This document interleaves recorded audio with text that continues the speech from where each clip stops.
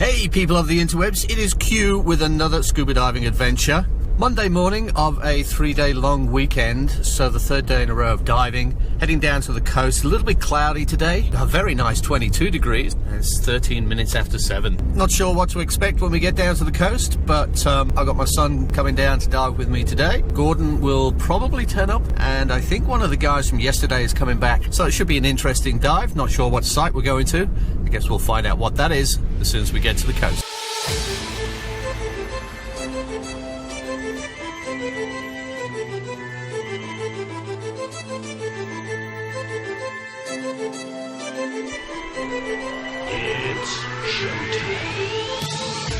The dive site we settled on was one we call Camel Cove, and basically it's just an extension of Kings Beach boat ramp, but you've got to go over these rocks to get to your drop-in point. And as you can see here, we are actually going in at high tide, and these rocks can be quite slippery, and you don't know whether you're stepping into a shallow puddle or a very deep puddle. So getting across here is a bit of a challenge. However, once you get to the edge of the rocks and you can see the deeper water, getting in is like falling off a rock. Alrighty.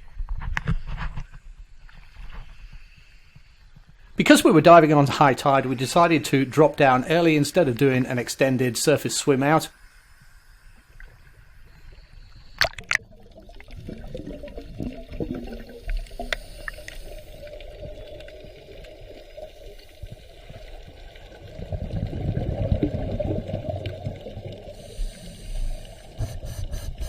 And we dropped into 4.1 meters of water, which is 13.5 feet.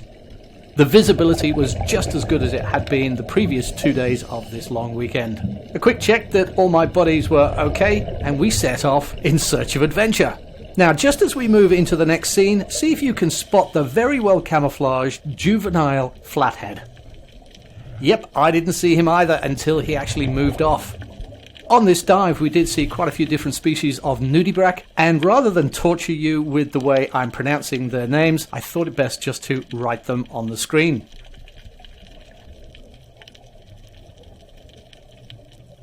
The numbers in brackets after the name denote the year that this species was actually catalogued for the first time.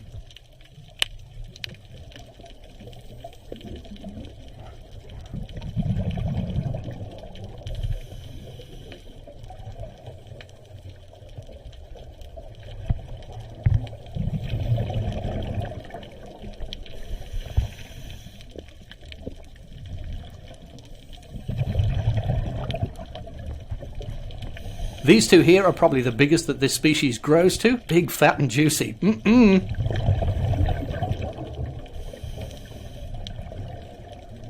Because of the overcast weather conditions, we were using a torch to illuminate these fine specimens. And you can see the LED flickering in the frame rate of the GoPro.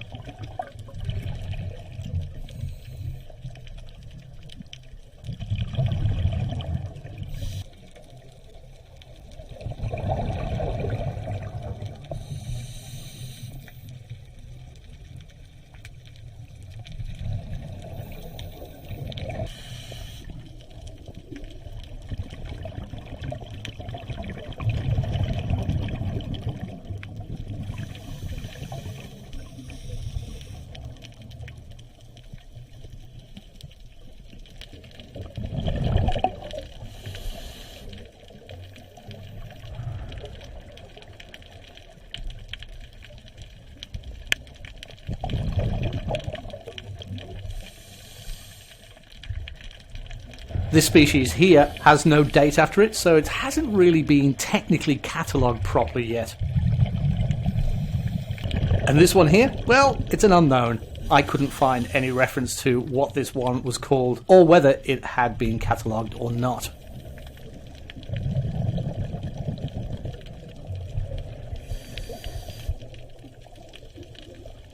This thing here, I don't know, is it a nudie or is it a shell? The GoPro doesn't focus in too well at this macro level, so I can't really tell if it's a shell or a nudie.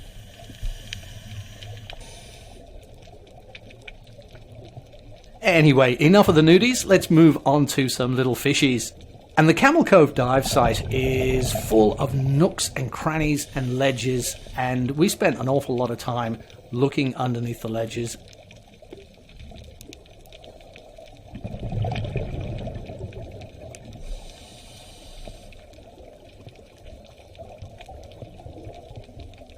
These little bluefish, they're everywhere, but they're so flighty, it's hard to get a camera focus on them long enough to make out much definition.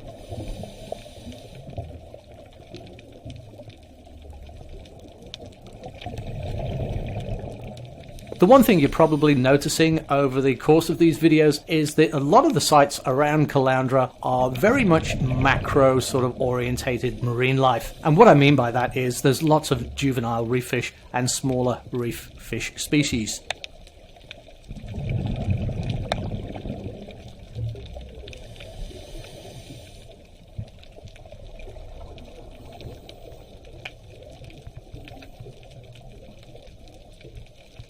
This is just a beautiful, beautiful looking fish and would really look nice in a marine aquarium setting.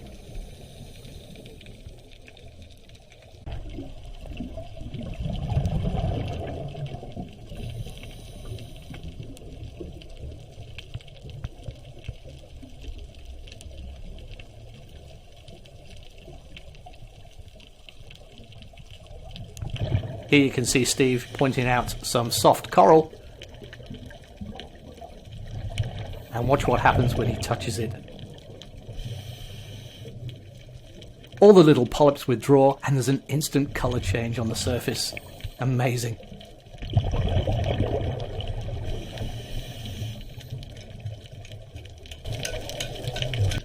If you're listening carefully, occasionally in the background of the video you'll hear a metallic tap tap tap tap. That's one of my dive buddies just saying, "Hey, I found something over here, come and take a look at this." In this instance, we'd found some little baby fish.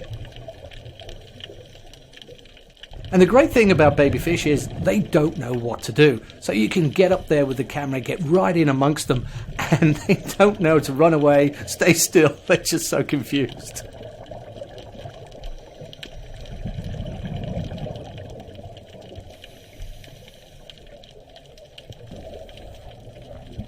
Here's a beautiful sea star, and we don't see many of this species around too often. Again, you can see the LEDs flickering in the frame rate of the GoPro camera.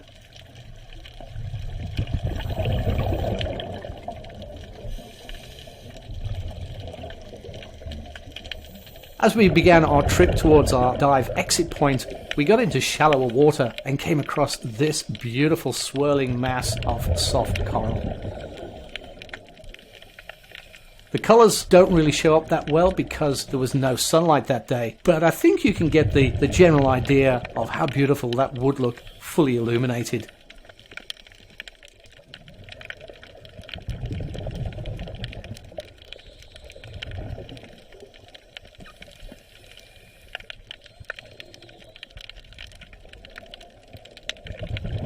That was a very shy fish who obviously didn't want his photo taken.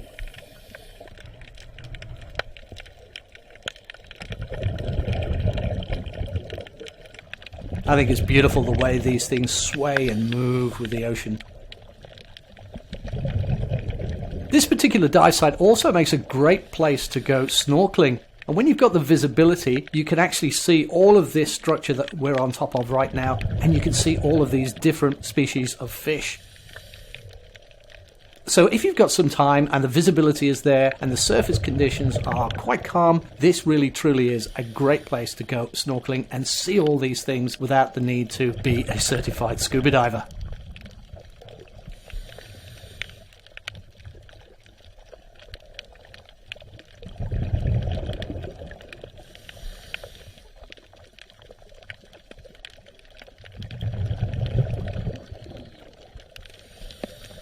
I'd actually swam past this and not noticed this wobbegong shark because it was so well camouflaged. It was only when I swam past and heard tap, tap, tap, and there was my dive buddy pointing this out to me, and I just couldn't believe how I'd missed it.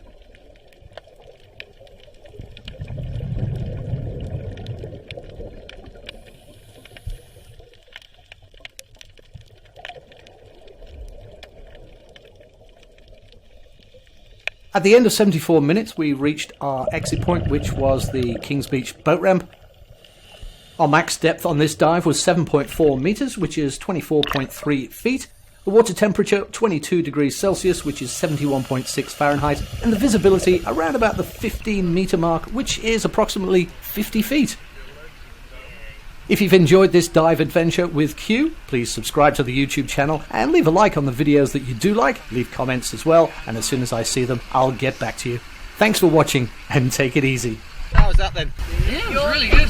Good. Yeah. I saw a little stingray and... Oh, I didn't see that one. Yeah, I know. Well, I couldn't attract you because I haven't got anything to make a sound. Right. But it was just clear as day. Yeah. Not camouflaged or anything, just sitting there going... Look at that.